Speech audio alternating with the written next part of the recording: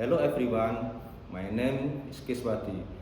Today I will discuss a topic that might sound a little grim, but is very relevant in today's industrial world, China's dark factory.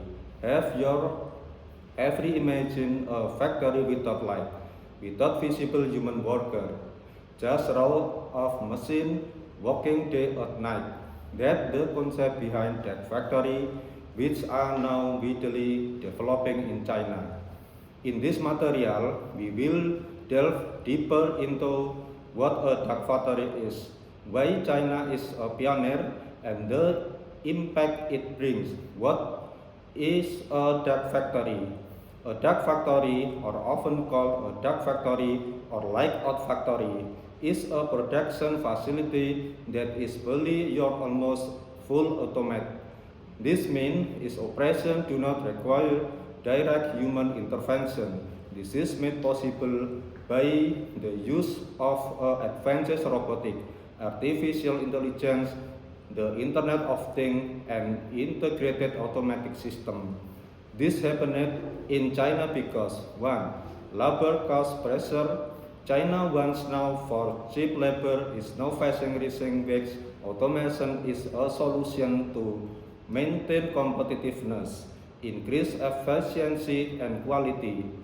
Robots can work faster, more accurately, and continuously producing products with more consistent quality and reducing waste. 3. Government initiative. The Chinese government has a Made in China 2025 vision that strongly encourages industrial innovation and automation to become a global leader in high-tech manufacturing. 4. Production scale. China is the world factory, so large-scale investment in automation is very logical to meet global demand. Impact and implication. 1. Positive impact. Significant increase in productivity and efficiency, reduction in production costs in the long term, more stable and precise product quality, better work safety because humans are not exposed to hazard on the production floor. 2. Negative impact or challenge.